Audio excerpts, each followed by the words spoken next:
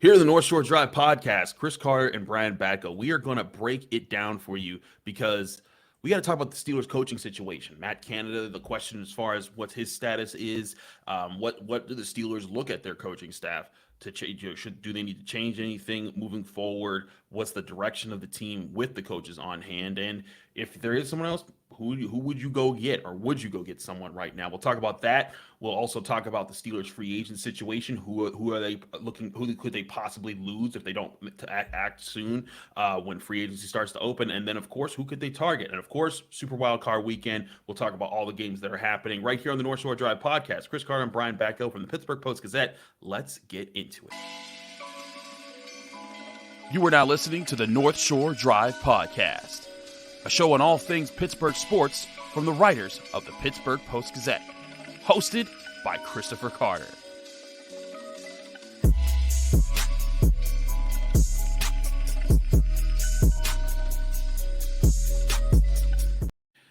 And we're here on the North Shore Drive podcast from the Pittsburgh Post-Gazette. Chris Carter, Brian Batko, breaking things down now that the Steelers season is over. Brian, we were together last week looking at the Steelers previewing the Steelers regular season finale. Things didn't happen, lining up for them in the other games, and now they're sitting watching the playoffs with the rest of us. But before we get into any of that, we got to talk about the Acrisure Fan Advantage. All season long, we brought you the Acrisure Fan Advantage. Myself, Brian, Jerry, Ray, we were breaking things down week after week after week. It was a great project from the Pittsburgh Post-Gazette where you could use augmented reality to get an exclusive pregame breakdown each week. If you enjoyed it, please let us know. We'd love to bring it back for you next year, keeping things live for you right on the Acrisure Fan Advantage that was found at post-gazette.com/Acrisure Fan Advantage, where you got a real edge on every week's action. Brian. Thank you, Acrisure. Thank you, and thank you, Acrisure, for doing that with us, because that was an awesome project that we got to do every week. And shout out to Joe Zeff for shout out our guy Joe Zeff who put those together. He was spectacular. Order dice, grad, by the way. Shout out to my man Joe. But Brian, everyone's talking right now for the Steelers. What is the plan with the offensive coordinator position specifically? You know, coaches wise, whether or not you're upset that the Steelers finished 9-8 and it's all Tomlin's fault, or however you feel about this, everyone, before anything else starts, there's some people that are in the camp that Matt Canada has to go. He is gone. It's just going to happen. Other people think that, well, they're probably not going to do it yet. They're not going to cut his contract off because he's on the roster he's with the Steelers for another year contractually. Just based off of the way that Tomlin addressed things on Monday when he spoke to you all at the UPMC Rooney Sports Complex, or anything else that you've kind of gotten your feel for, is there a sign that the Steelers are leaning either way with Matt Canada right now?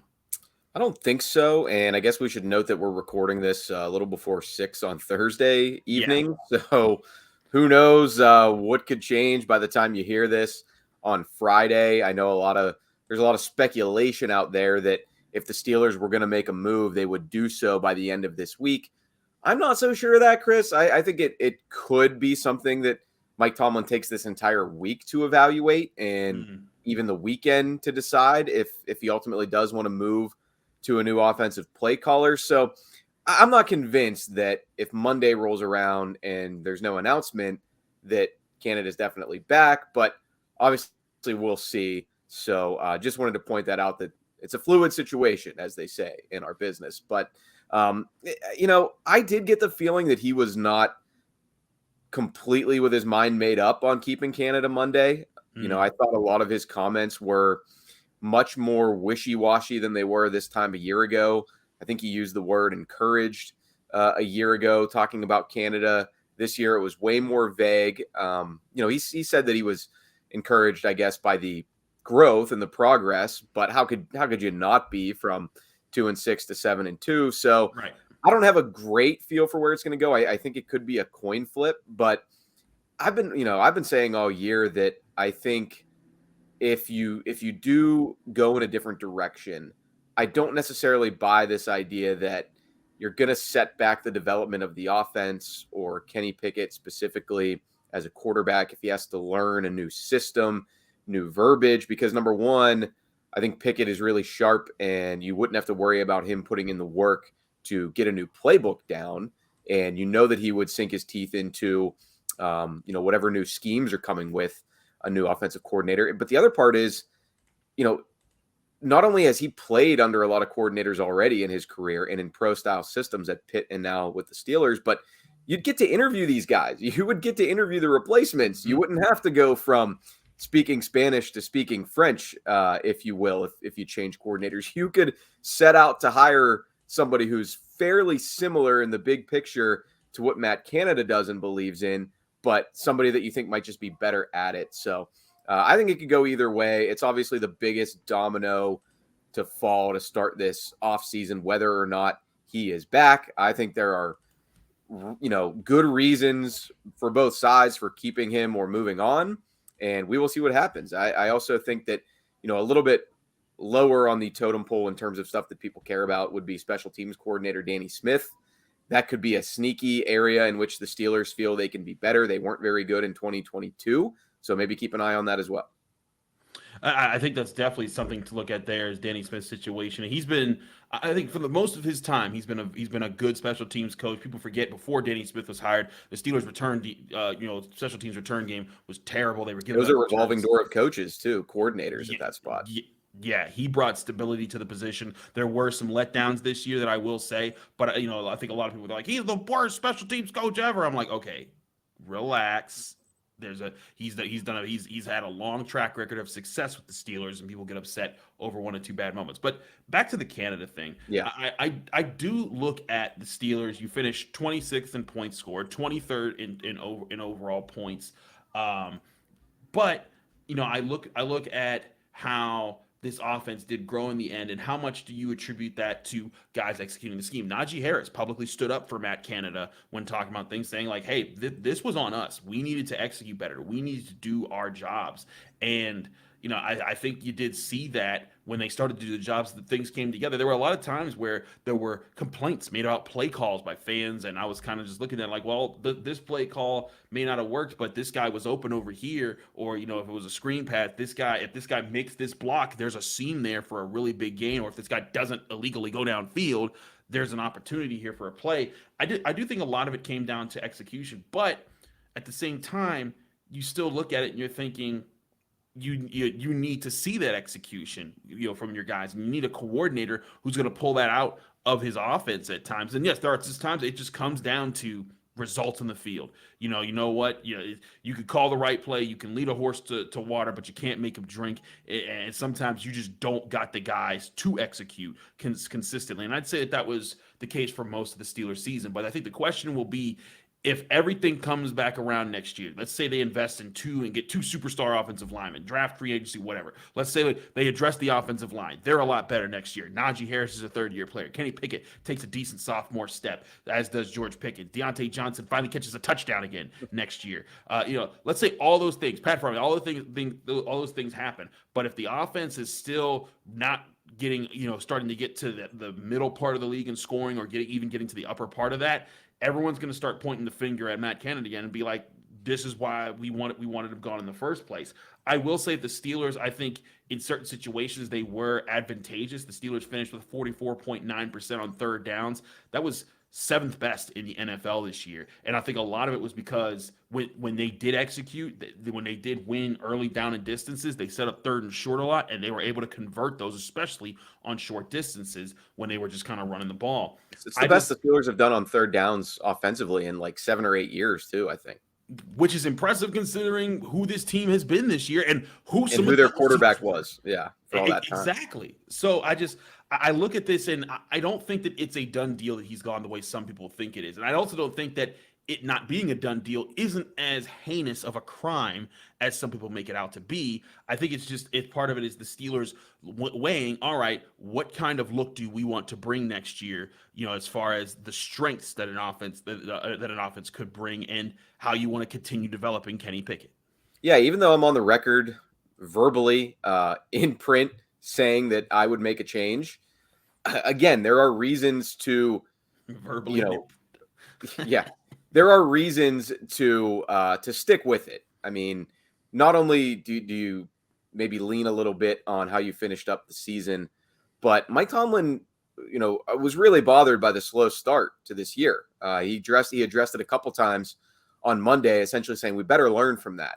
If there's anything we take from, sitting at home in January, even though we finish 7-2, it better be that we can't start like that again. So if that's something that's really high atop his list of concerns, and he feels like making a change atop the offensive staff could set you back again early in the season and make it so that you do, have to take a little bit of time for everybody to click and gel, then maybe he does want to stick with Canada. Maybe he does want to continue winning games 24-20, as opposed to trying to kind of outgun your Chiefs and your Bills and your Chargers in the AFC. Those are questions that only he can answer if he has a dose of truth serum. So I get it if they stay the course. I'm generally someone who believes in continuity and stability too, but I'm also somebody who thinks that occasionally relationships run their course and things can get stale. And that's kind of where I think the Steelers offense is, even after showing, some encouraging signs at the end of 2022. I do think part of this is going to be, if you want to establish a strength next year, you need a coach who's going to establish that strength, who's going to push to establish that strength. I think that they're going to try to still be a run-first team next year that doesn't put too much on Kenny Pickett, but I think they're also going to want to find ways to unlock Kenny Pickett's potential as a quarterback to kind of get more from him than what they saw this year. And I think what they saw this year was still what you want, just the competitiveness, the fire, the stepping up in the big moments. But now you want to have a quarterback who doesn't just step up in the late moments, but or in the early moments to set better tones so that you can have that balance of complementary football where the offense is putting up points and the defense is keeping teams in check. You think about some of those games, the Steelers defense, I think, in 10 games this year, they held an opponent. 11 games this year. They held an opponent under 20 points, and they lost, and they won 8 of those games. If they're doing that in games and you're scoring more, they're probably 10-0 in those games next year if the offense is better. And that's what I think the Steelers have to look at is Matt Canada the guy that you want to keep growing the offense? I'm with you. I think that removing Matt Canada in the middle part of the year, that would have been too much, I think, on Kenny Pickett. Right. But now all bets are off there. There's guys like Pep Hamilton. There's guys like Jim Caldwell. There's guys like Frank Reich. There's guys like Cliff Kingsbury. I wouldn't go his route. My personal opinion, Nathaniel Hackett. But there's a bunch of offensive minds. And now, whereas before when it was Ben Roethlisberger was the quarterback and on his final legs, and we didn't know what the direction of this offense would be, and they didn't have an offensive line for the future, I could see a lot of offensive coordinators who were top tier being like, yeah, I'm okay not taking that job. But now you have the quarterback, a running back, multiple receivers, a tight end, and you're probably going to invest in this offensive line. I could see some big name offensive coordinators saying, hi, I'd like that job. And if you're the Steelers, I think it's tough to turn that down. Yeah, and you've got up-and-comers too, guys who have been quarterbacks coaches. Absolutely. Under some of the best offensive coordinators and offensive play-calling head coaches in the league. Absolutely. We're going to talk a little bit about the players that the Steelers need to keep around who could be lost to free agency, as well as what they might need to do in free agency as a whole. We'll do that in just a minute here on the North Shore Drive podcast. But first, let me remind you guys about our great sponsors at Valley Pool and Spa. With the snow, it's coming back. It's about to get cold again in Pittsburgh, so stop playing around, Pittsburghers. It's time to go get yourself a hot tub or a spin spa or a sauna that'll help you be comfortable in the house and stay nice and toasty and relaxed in your own house. You can get a Finleo sauna that's going to melt the stress away faster than the Frosty in Aruba. Go to Valley Pool and Spa right now to save big on all their in-stock hot tubs, swim spas, and saunas at valleypoolspa.com. That's valleypoolspa.com.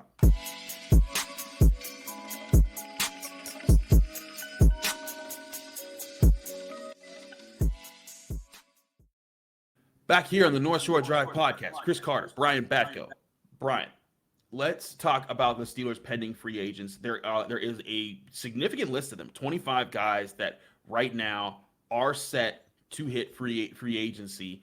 I look at that list, and there are certainly some priorities of guys who I think that the Steelers should keep there. But who are the players that you're seeing that you're like, you know what, that's going to be these are the guys that they absolutely must have back and that you think they actually will have back?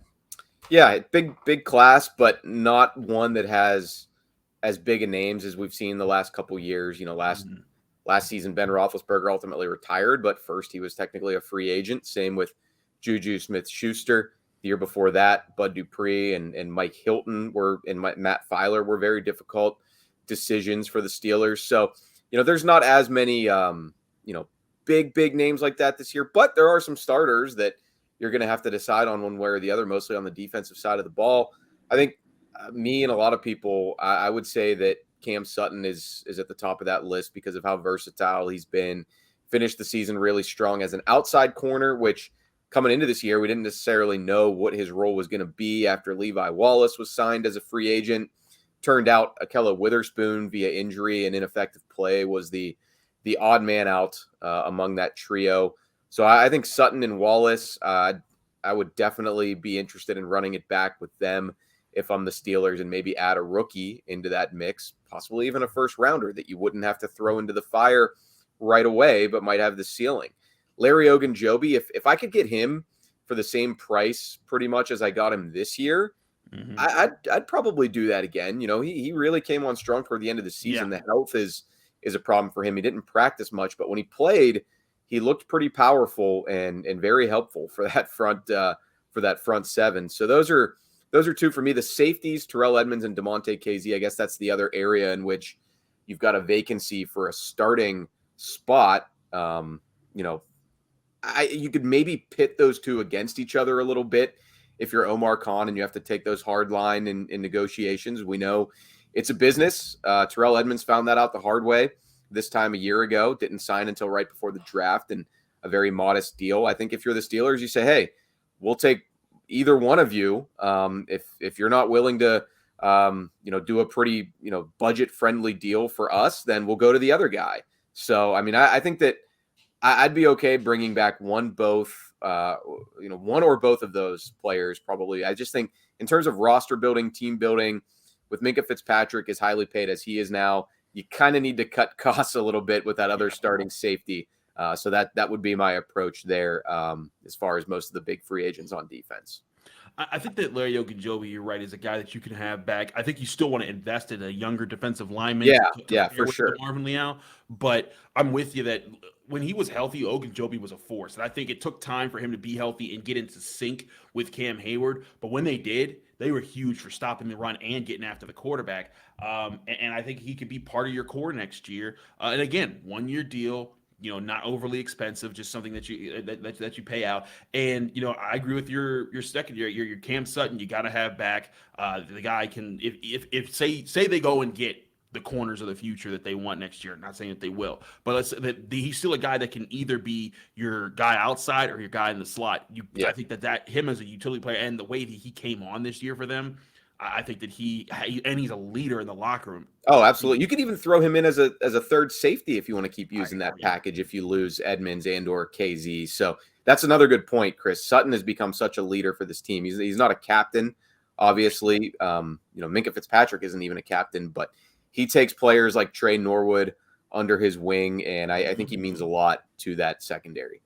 No, I agree with that entirely there. Terrell Edmonds is a peculiar case because I feel they can't overspend at safety right now. They've already paid Minkah Fitzpatrick, and they have to balance the rest of the roster. Right. The big question, though, is can they sign just Terrell Edmonds to just a nice small deal and just be like, hey, Terrell, you're not a superstar. You're not going to get paid superstar money. We'll pay you this money to keep you around. Maybe give him years. Maybe give him length on the contract. Exactly. And a little bit of security, because he's been durable. He's still a relatively young guy. Maybe that is kind of where they split the difference. If you give him a 2 or 3 year deal for less than he would want on a 1-year deal, maybe he'll be 26 years old, and you can do that, and you can bring him on, maybe 3-year deal, like you said, maybe $4-ish million.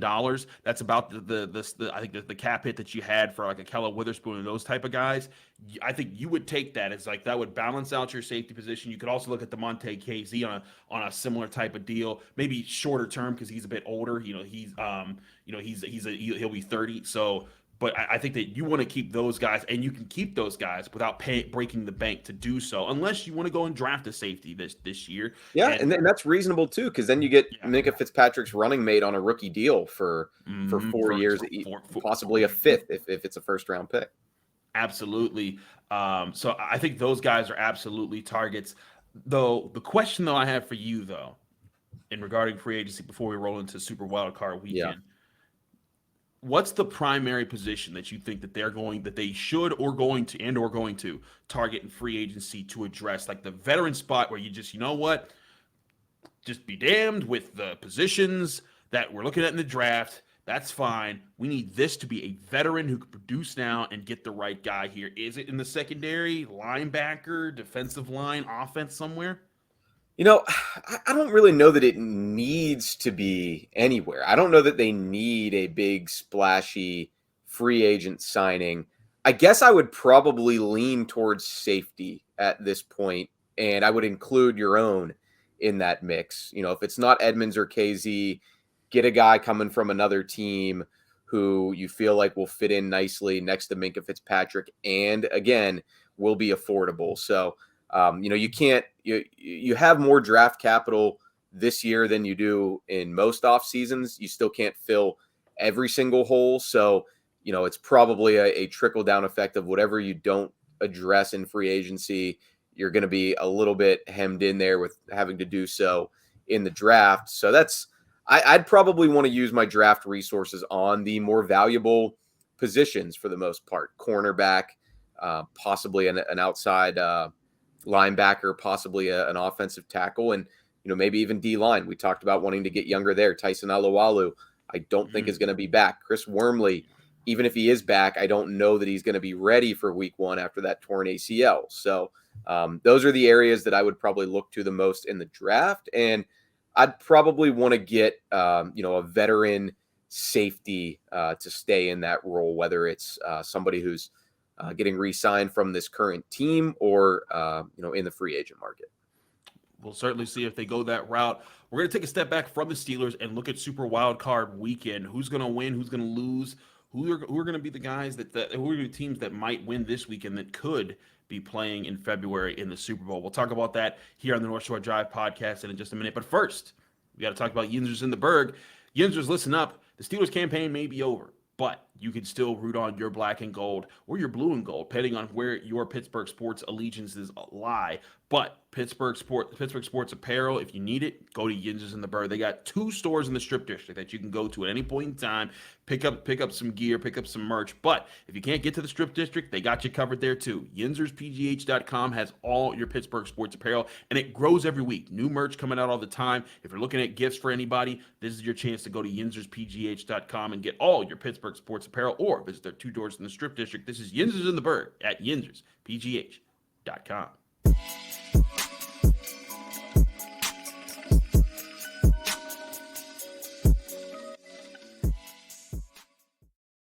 It's the North Shore Drive podcast. Chris Carter, Brian Batko, breaking things down for you. It's time to look at these playoff matchups now. The Steelers I also probably should have mentioned in the previous segment, Chris, I feel like a veteran free agent wide receiver might not be a bad idea either to put in with that pretty young group, because they're losing Miles Boykin. They are losing Miles Boykin. No, I haven't looked at the 2023 class just yet.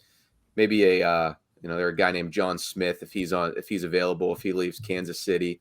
But no, we'll have to see. But I think that's another one where you've kind of got a little bit of ego management to do. Don't you hide who you were trying to say there. No, say his name right. Who were you talking about, Brian Batko? Well, we know Juju Smith-Schuster's on a 1-year deal with the Chiefs, but I will just say, you've got a little bit of ego management that you have to do in that room. I think with 18, and Deontay's got the money. George Pickens has the power, I think, a little bit, and they both want the respect of being a number 1 receiver. So I don't know about these ideas of drafting a Jordan Addison or somebody on day 1 or day 2, because then there's just going to be a lot of mouths to feed. And I think you'd kind of run into the same issue that you had this year with Chase Claypool. So if you can get somebody on the free agent market who not only can maybe help mentor those guys a little bit in the receiver room, but also would just kind of know his role as the number 3, maybe even the number 4 behind Calvin Austin, that could be a decent idea. That could be a decent idea, and I think it could help the Steelers to get a slot receiver. That's what Juju was for them. Sort of your tough guy that can help there. That's not a bad idea. They kind of tried to do that with Dante Moncrief a few years ago, and we know how that worked out. But just do better than that if you sign one. Just do better than Dante Moncrief. Easy for me to say.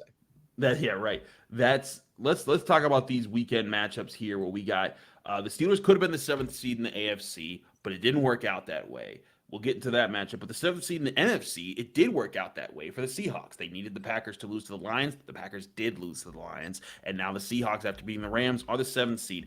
But they face their division champs, the San Francisco 49ers, as the 2 seed, who have been on a tear with Brock Purdy running the football, playing great defense, and not asking too much of those guys. A lot like the formula the Steelers want to be able to play. Brian, do the Seahawks have a chance? Because I'm picking the Niners. I think they have a chance. 10 seems like a really high number for the 49ers to give. I think the Seahawks will cover, but everything's rolling right now for San Fran. I'll go with them in this game. Moving along here, the Chargers at the Jaguars. I am perplexed by this game because the Jaguars won at home. It wasn't pretty against Josh Dobbs, and they've got Trevor Lawrence and everything like that's going on there. And the Chargers, I think the roster wise, they impress you. They make you say, okay, cool. And they're getting some guys back from being healthy. There's some hope there. But I look at the Chargers wins that got them to this point, and it doesn't come off as impressive to me. They lost. They beat the Rams. They beat the Colts. They beat the Titans when the Titans were falling off. They beat the Dolphins when they were falling off. They beat the Cardinals, and they beat the Falcons. Those are all the teams that they beat in the second half of the season. And in the first half of the season, they beat the Broncos, the Browns, the Texans, and the Raiders. I know a lot of people talk about the Steelers not having impressive wins, but this Chargers team didn't have really that many impressive wins. And I look at that and I say, man, the Jaguars at home, they're riding high after how they kind of got there. You got a young quarterback as well. And not like the Jaguars beat some juggernauts, but they beat the Chargers earlier this year and soundly. They also beat the Cowboys this year. They beat the Ravens this year. I'm back and forth here. I'm going Chargers, but I hate myself for doing it. No, I'm going Chargers too. I think that they are going to win this game. I don't know about handily, but they're given 1.5 at last check, and I think they will cover. I think they're coming together right now. They're getting healthy. I think Brandon Staley's a good coach. I think the Jaguars, Chris, have a little bit of a we're just happy to be here vibe to them after winning that AFC South, winning your in game against Tennessee. They're a young team. I mean, if it doesn't go their way this year, it's okay. I guess you could say the window's open for the Chargers for a while too, as long as they have Justin Herbert. But, they've got guys like Bosa, Derwin James, Keenan Allen, Austin Eckler. They've been through some of these battles before, either to get into the playoffs or, feeling like they had a team that could do some damage and didn't get there. So I think they're going to find a way to win this one. They weren't all that healthy when they did lose to the Jaguars back in September. So I'm going Justin Herbert and company. I just, in my life, people have always told me that the Chargers are going to be the next big thing, and then they never are. So I'm always wary picking them, but I'm picking them because they have to win this game. If they don't, it's going to be a disaster there. But let's move on to the other AFC game. This is the Dolphins at the Bills. Dolphins look like they're going to be starting Skylar Thompson again. I just think this is going to be the ugliest game of the weekend. I think the Bills are just going to trounce them. It's a home playoff game for the Bills. They're riding high. I think DeMar Hamlin news is great and awesome that he's made so much progress. Man, I think the Bills are just going to mop this. The Bills beat the snot out of the Patriots in the opener in their first game in last year. I think they're going to do even worse than them. And last week, forgot about that one. Yeah, I think it's going to be even worse to these Dolphins.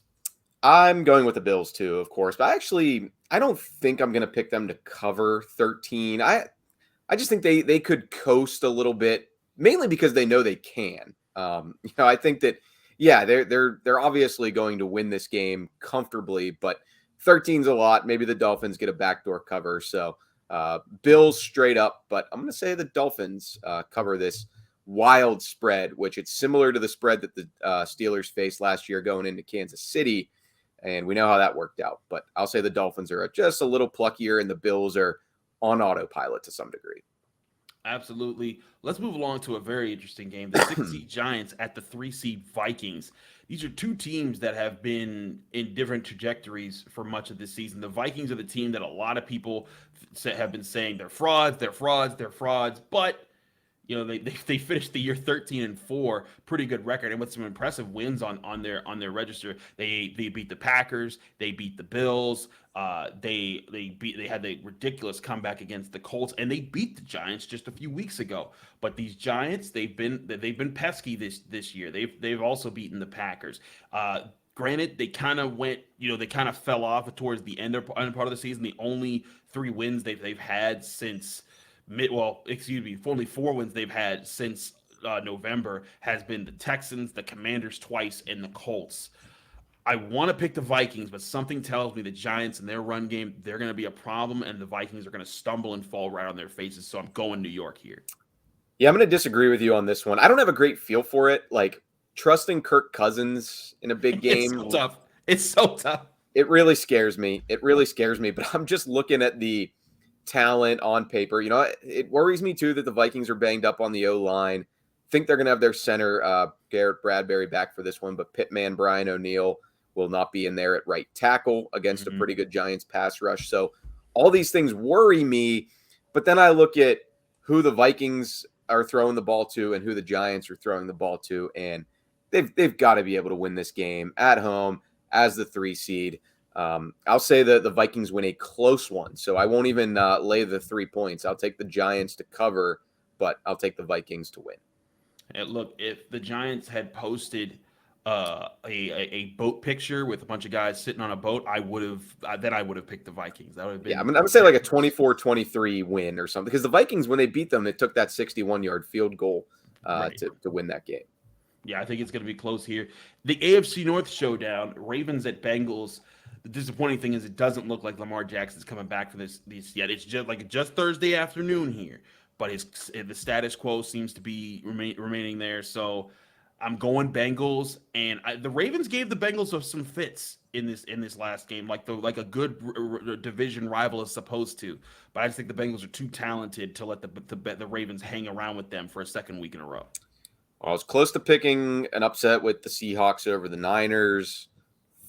Obviously, I didn't pick it with the Dolphins over the Bills, but I'm going to go with the upset in this one. What? Yes. What? I'm going Ravens over Bengals.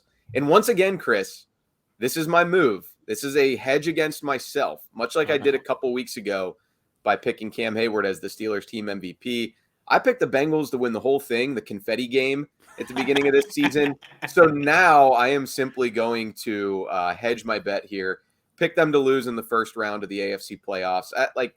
It's not just that. I also do think there's some real logic in, the Ravens knew last week that, they had Anthony Brown starting at quarterback. I think they kind of mailed in that game to some degree, even though the coin flip deal was enticing, I'm sure, for them. But the Bengals, they embarrassed them last week, rubbed their faces in it with the Joe Mixon celebration. I kind of have a feeling that John Harbaugh and his staff and some of his, motivated veteran players kind of feeling they have something up their sleeve, and they just muck this game up and they win a close one in Cincy. If they did, it would be a crazy end to the Bengals. The Bengals haven't lost since Halloween. I know, man. They're on a roll. They're on a high roll. That would be Brian Batko. If they win this game, we will be crowning you the Nostradamus of the North Shore Drive podcast, sir, with the ultimate pick and the ultimate upset here. But last but not least, Cowboys Bucks. This game is tricky to me. I'm going Cowboys, but I hate myself for doing so because Dak Prescott seems to be turning the ball over at will, and it's Tom Brady. There's always the Tom Brady. I have to think the Cowboys kill this. They just, you got to end. The defense has been playing well enough. The run game's there. You won't need Dak Prescott to do too much in this game. If he throws a bunch of picks, the Buccaneers are going to find a way to win. But I think the Cowboys protect them from themselves, and they find a way to win in Tampa Bay. What say you, Brian?